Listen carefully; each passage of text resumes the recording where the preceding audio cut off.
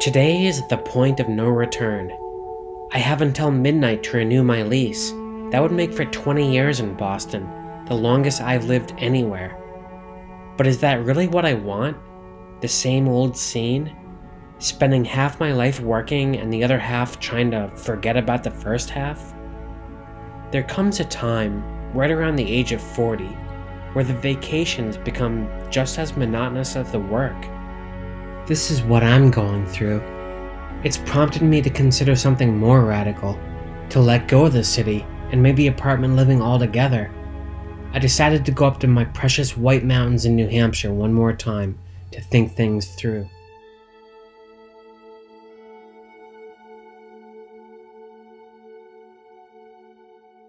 I'm in Rhododendron State Park in southern New Hampshire. It's an interesting spot. It's where these rhododendron have just taken over the woods. I don't know if it's the unique lay of the land or what, but for some reason they just own the land except for these elm and these pine, which kind of sporadically mix in. You can see how dense the rhododendron grow here. This trail is actually called the Laurel Trail, and yeah, it's kind of tough to even call it a trail. It's so overgrown. So I'm definitely gonna come back here when everything is in bloom, which is in about 2 weeks from now. I'll probably tack some footage on to the end of this when that happens, so I won't release this until after the middle of July. My birthday's July 15th. That would be a great birthday present.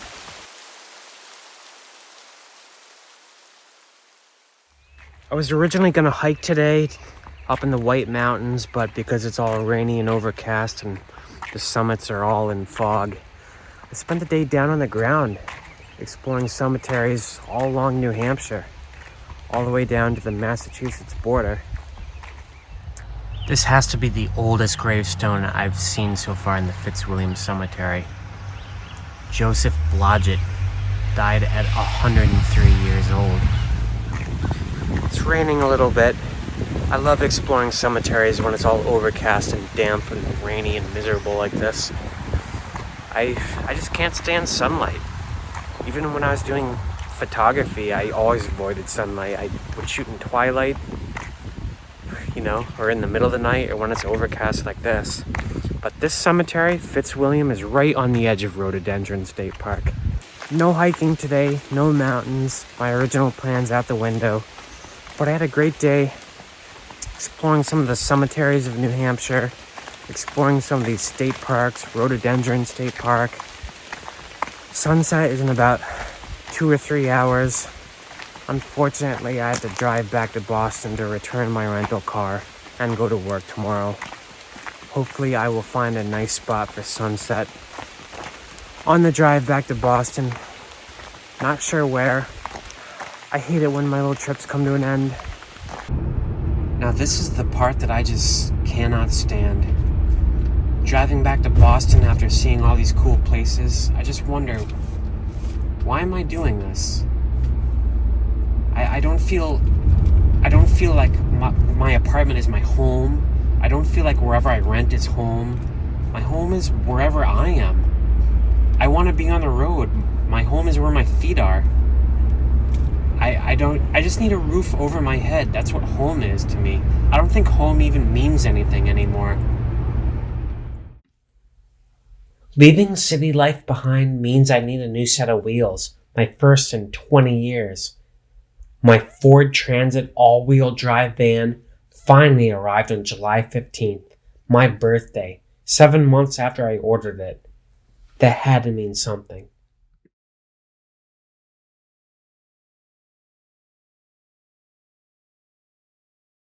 So here we are. First step, building out the van, is applying these Noico noise panels. You can see they just go in the center of those. Yeah, that looks perfect, man. Alright, cool. As long as I'm getting it right. You got it. And we're gonna put them over those wheel wells as well. I've never done this before. Yeah, me too, dude. That's half the fun. So you can see this is a very satisfying process.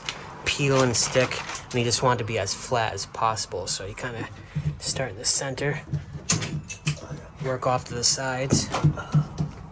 Boom. All the Noiko panels have been put in. You see, that was actually kind of fun.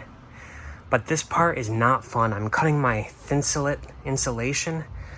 This is what I have to resort to, people. It's like cutting a tree log. It just does not want to cut with a knife or anything. So just brute force sawing is pretty much all that seems to work. All right, all the thinsulate has been applied. One thing I noticed is there's this gap in the door, this panel that I can probably pop off, but it's kind of like a cheap corrugated plastic type thing. And it has air bubbles in the middle. I feel like it's a good enough insulation that I'm not gonna add any more insulation on top of it, other than a layer of Reflectix and my panel covering. Hopefully that's good enough. Yeah, man, this stuff took forever.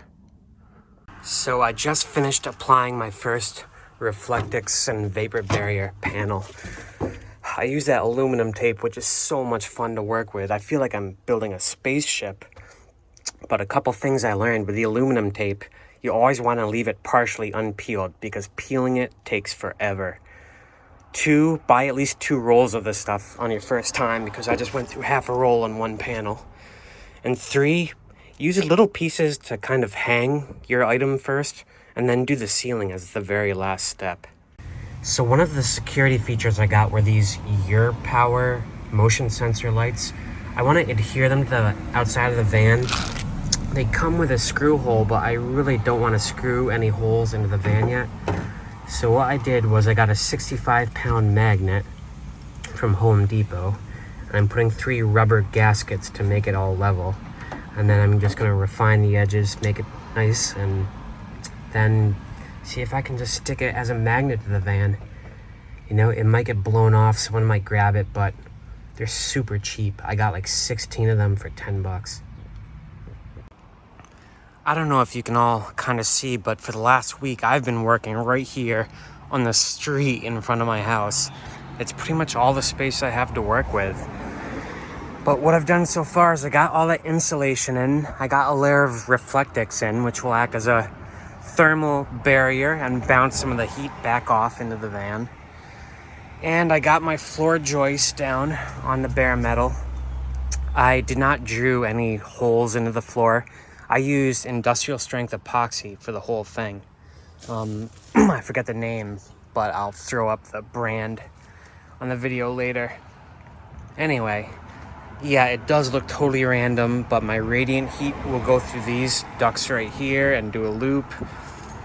And my water tank will be over there. The plumbing lines will come through a dedicated duct in the back of the van. You can see in the transit, if you get up close, there are these natural indentations in the floor. It's like the van is telling you where to lay your plumbing lines, so I'm just following along. Anyway, yeah, man, I'm having a blast doing this stuff. Time to get back to work. It is so shiny as that paint is drying. You can see I used 3/4 inch aluminum tube stock. So even with the plywood on my floor, the profile should only come up 1.5 inches from this bottom. That's just enough space for me to run 1/2 inch PEX tubing, which I'll use both for the plumbing and for the floor heat. And a little bit of Reflectix, a little bit of styrofoam, and some nice planking. It should be pretty decent insulation, I think. And I won't lose any floor height, basically. And just as I finish up my build for the night, is this beautiful sunset in Boston right now. So it's another day of working in the van. I pretty much got all of my tracked work for the radiant floor heating in. Right now, I decided that I've just gone to Home Depot way too many times and dropped like 200 bucks every time. So I'm trying to use up my scraps. I used up all my Noiko for the floor, and you can see all my floor joists have solidified. They're in there pretty sturdy. That epoxy was strong stuff. And then I just covered it with some Rust-Oleum, all the exposed metal. And now what I'm doing is laying down the thermal tracks for my radiant floor heating, where the pipeline is gonna sit. And I found the perfect stuff at Home Depot. This Frost King.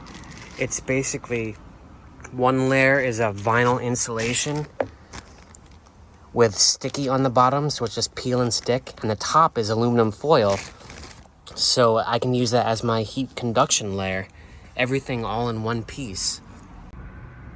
What I'm doing with the floor here, basically I have this 1/4-inch green guard styrofoam I got from Lowe's, and I have 1/2-inch heavy-duty Polyiso board. So I'm putting the green stuff down first, and then the Polyiso up on top of that. It'll come flush with these floor joists. And I'm maintaining these open airflow track works underneath because I feel like cold air is like water. It flows on the floor and needs a place to drain. So I'm trying to maintain airflow underneath all my flooring. I'm working kind of roughly, eyeballing pretty much everything, but I think I'm doing a damn good job. So putting in this Polyiso board is one of the most satisfying things I've done so far. Basically, I don't even need to use glue. I've been cutting it precisely enough that I can kind of wedge it in, and it just sticks. And it's perfectly flush with my floor joists. I just go over it with some aluminum tape like I did up there. This is gonna be where my water tank sits. Gonna put some vinyl on top of that. It's gonna be beautiful and well insulated.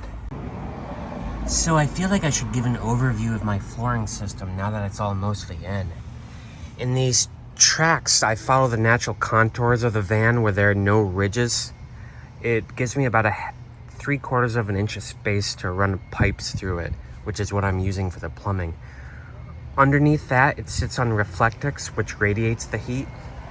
And it isn't bare underneath the Reflectix. I have 1/4 inch of green guard insulating below that.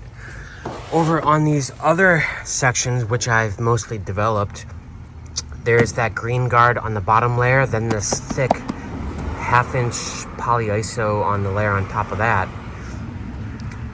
Actually, I take that back. I think it's actually 1 inch thick because it sits flush with these aluminum tubestock floor joists. And then on these finished sections, I cut out this heavy mass vinyl. It's only about 1/8 of an inch thick. It's basically rubber that never cracks as far as I can tell.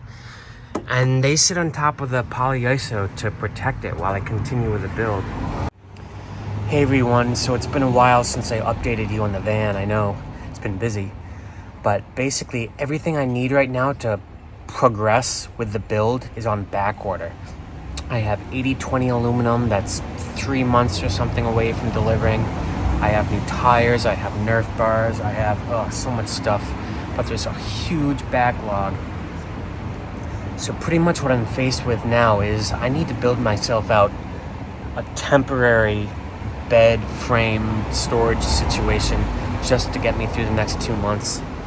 I don't have much time. I'm gonna build something cheaply out of wood that I can tear down later.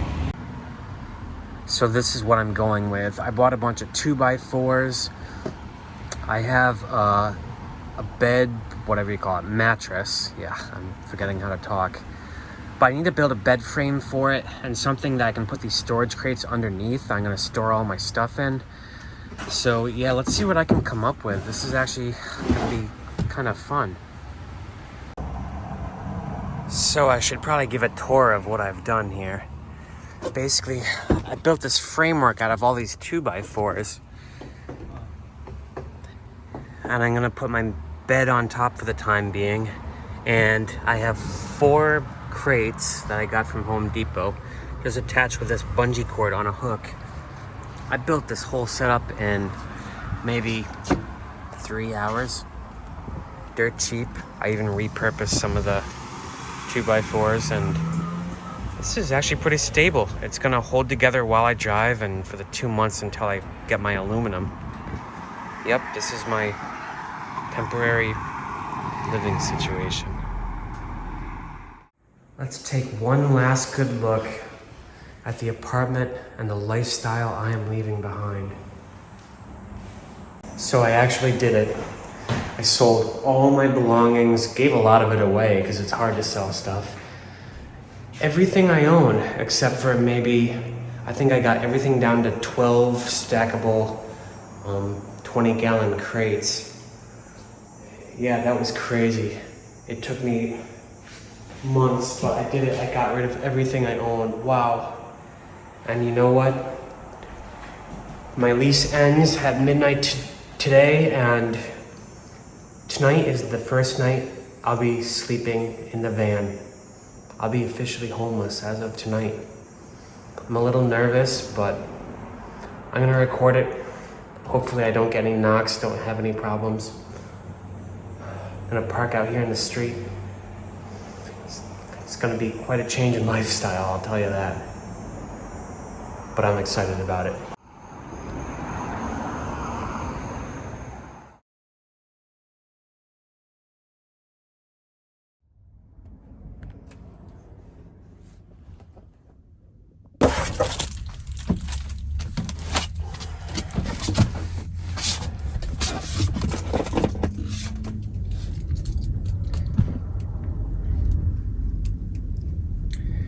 So hopefully my tripod doesn't fall over, but you can see my plan tonight is just to have dinner here, just using the street light. My main concern, I've realized, is not causing any light to emanate out of the van. I don't have a blackout curtain here or anything, so people can kind of see in. Good thing about the van is it's high clearance, so they have to kind of step on their tippy toes to look through the window, but still, yeah, I want to keep a light to a minimum in here, and hopefully no one bothers me. Right now, I'm gonna eat dinner in the dark.